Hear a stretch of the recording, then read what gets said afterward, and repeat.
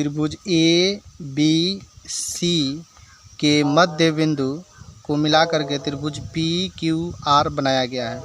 तो सवाल में कह रहा है कि त्रिभुज ए बी सी का क्षेत्रफल का अनुपात त्रिभुज पी क्यू आर के क्षेत्रफल से निकालना है। तो सबसे पहले ए बी सी का निर्देशांक पता है, लेकिन पी क्यू आर का निर्देशांक नहीं पता है। तो पहले हम लोग पी क्यू आर का निर्देशांक ज्ञात करते हैं। देखिए, ए और बी के बीच में है पी, यानी मध्य बिंदु है। तो मध्य बिंदु का फार्मूला हम लोग लगा के पी बिंदु का निर्देशांक ज्ञात करेंगे। तो चलिए हम लोग निकालते हैं। बिंदु P का निर्देशांक, तो बिंदु P का मध्य बिंदु का फार्मूला से x1 + x2 बटा 2 जोड़ y1 + y2 बटा 2। तो चलिए यहाँ पे है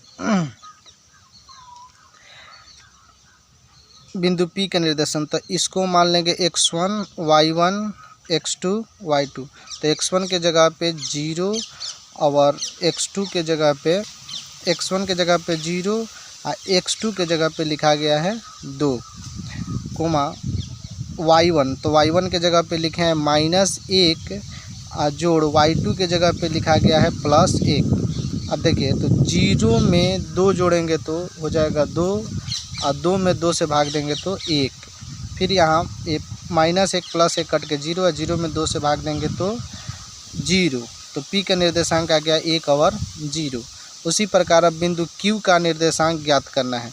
तो बिंदु Q जो है B और C के बीच में है, तो इसको मान लेंगे x1। देखिए यहाँ पे x1 y1 x2 y2।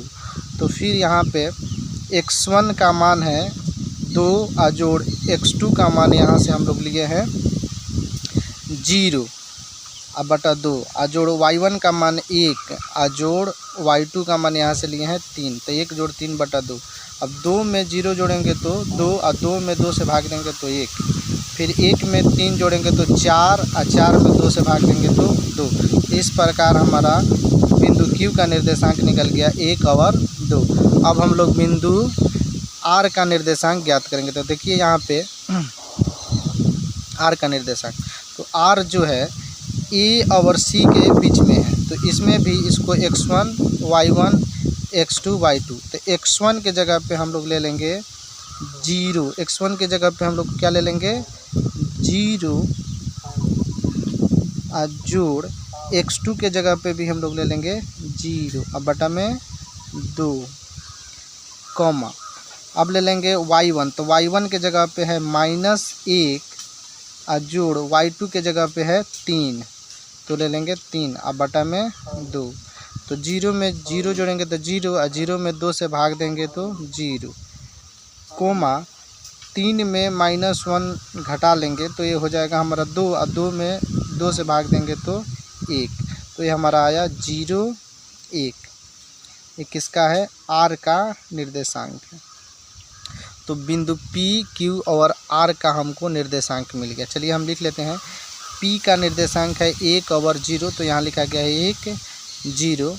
उसके बाद लिखे हैं Q का निर्देशांक, तो Q की निर्देशांक आया है 1 और 2, तो यहाँ पे लिख देते हैं 1, 2। अब लिखते हैं R का निर्देशांक आया है 0 1, तो यहाँ पे R की जगह पे लिख देते हैं 0 1। चलिए तो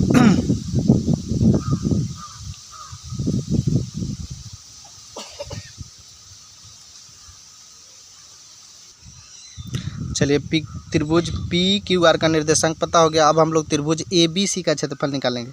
तो लिखते हैं त्रिभुज ए बी सी का क्षेत्रफल,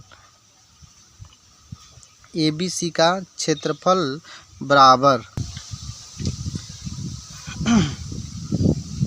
1/2 x1 into y2 minus y3 जोड़ x2 into y3 minus y1 बंद जोड़ x3 into y1 minus y2। तो ये हो गया त्रिभुज का क्षेत्रफल। तो चलिए हम लोग निकालते हैं। तो 1/2 के जगह पे लिखेंगे इधर 1/2 कोमा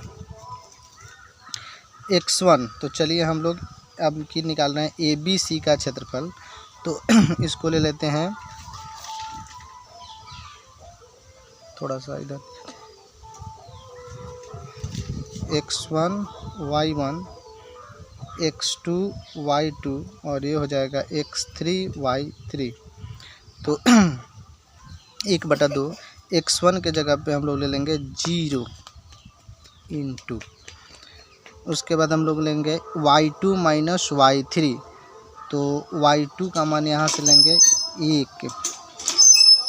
1 माइनस y3 का मान यहाँ से लेंगे 3, तो लिखेंगे 1 माइनस 3 जोड़ x2, तो x2 का मान हो जाएगा 2 इंटू y3, तो y3 का मान यहाँ से लेंगे 3 माइनस y1, तो y1 का मान यहाँ से -1 होगा और माइनस माइनस ये +1 हो जाएगा जोड़। अब लेंगे हम x3, तो x3 का मान यहाँ पे कितना है 0 इंटू, अब लेंगे y1 माइनस y2, तो y1 का मान है -1 माइनस y2 का मान है 1। चलिए इसको घेर दिए,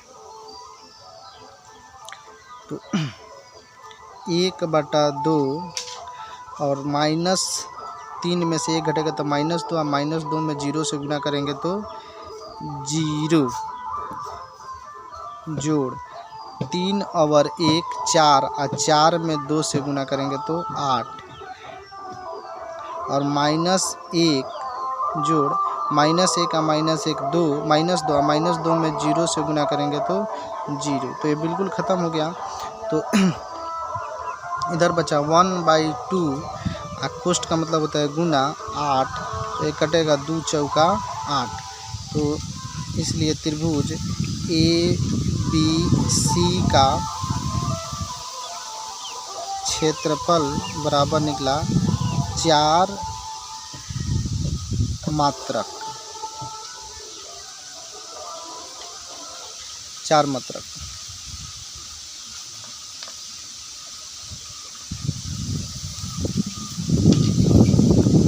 अब हम लोग निकालेंगे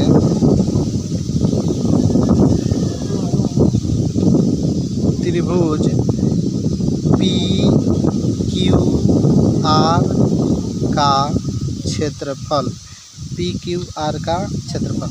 चलिए हम त्रिभुज PQR का क्षेत्रफल निकालने के लिए पहले हम लोग यहाँ पे मेरे पास है त्रिभुज,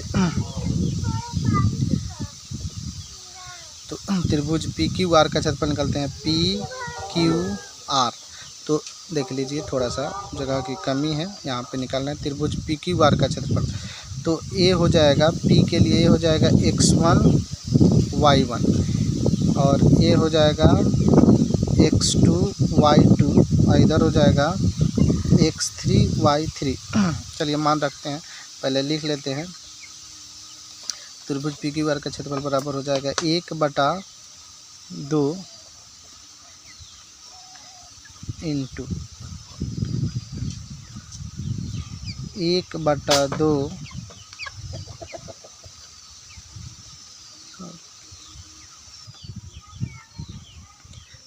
चलिए शुरू करते हैं। तो x2 x1 into y2 minus y3 जोड़ x2 into y3 minus y1 जोड़ x3 into y1 minus y2। चलिए अब मान बैठाते हैं। तो देखिए 1/2 इंटू x1 का मान है 1,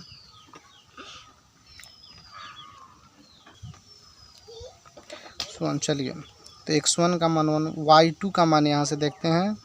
तो y2 का मान यहाँ है 2 माइनस y3, तो y3 का मान है 1 बंद जोड़ x2, तो x2 का मान यहाँ से ले लेंगे 1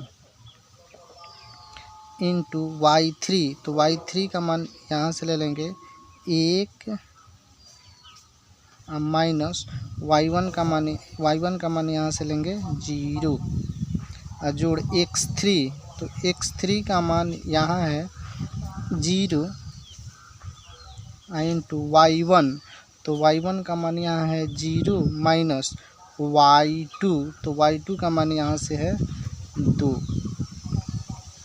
ये बंद कर दें, तो 1/2 को 2 में से 1 गया 1 और 1 से 1 में गुना करेंगे तो 1 जोड़ 1 में से 0 घटेगा तो 1 का 1 में 1 से गुना करेंगे तो 1।